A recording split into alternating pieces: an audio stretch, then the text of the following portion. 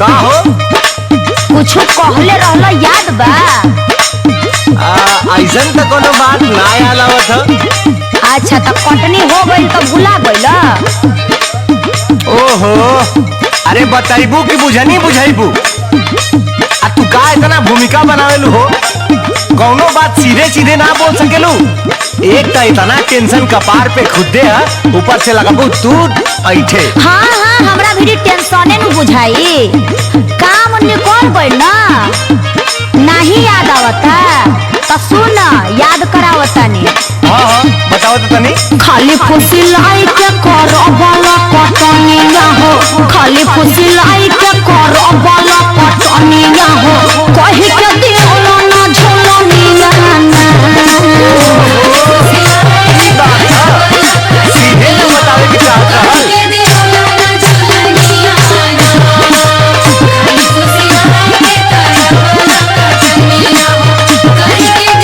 याद आए लो? अरे पागल तू तो हमरा यादे बा, लेकिन कुछ दिक्कत बा। अरे सबर का फल मीठा होला, आ तहरो के मिली सबर का फल, आज ना तो कल।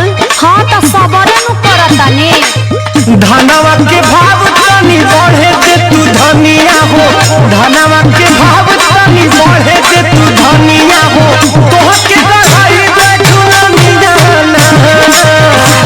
के भाव तनी बढ़े दे तू धनिया हो, धनवा के भाव तनी बढ़े दे तू धनिया हो, तोह के गढ़ाई बैठू ना मिजाना।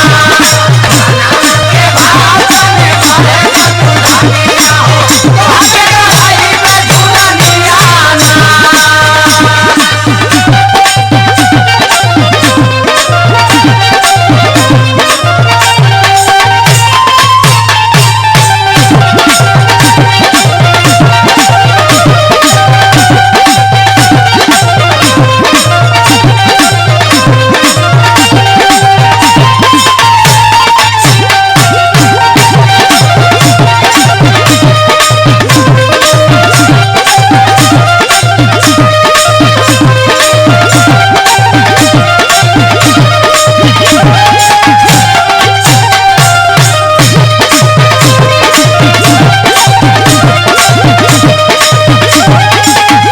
हाँ तो सुन, तू ना बहुत झूठ बोलेला, कहेला बहुत कुछ अब करेला कुछ ना। अरे पगली, अरे तू ही हमार हीरा है, तू ही हमार मोती है, तू ही हमार दाल है या तू ही हमार रोटी है, सब कुछ तू ही न है। अरे इतना मेहनतिया तू रही बजे न करीला।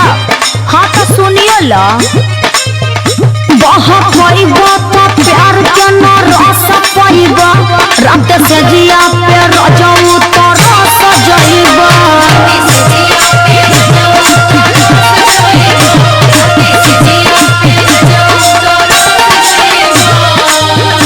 बहुत पाइबा तो प्यार के न रस पाइबा, रात से जिया पे रजाऊ तो रस जाइबा।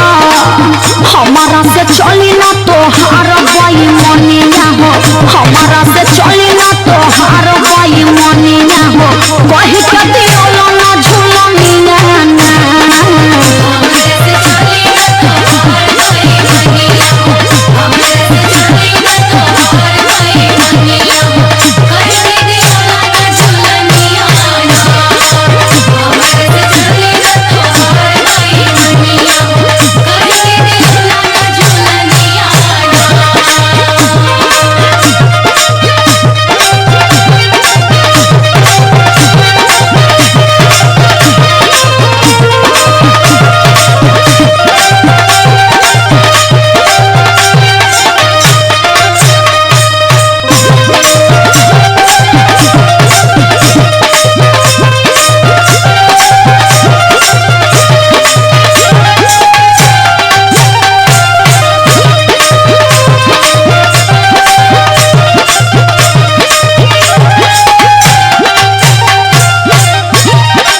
अच्छा तो ये बताओ, तो झुलनिए से पेट भरी?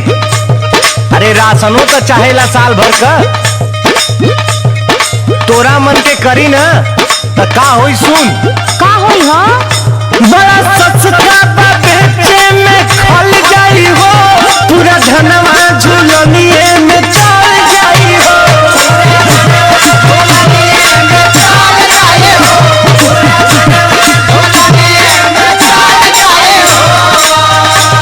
सुन टेंशन मत ले, मर्द के जबान कह देली तो हो के रही। बड़ा सस्ता बा बेचे में खल जाई हो, पूरा धनवा झुलनिए में चल जाई हो। जेडिया रितेश नहीं तोरी है बचनिया हो, बीपीआ आशीष नहीं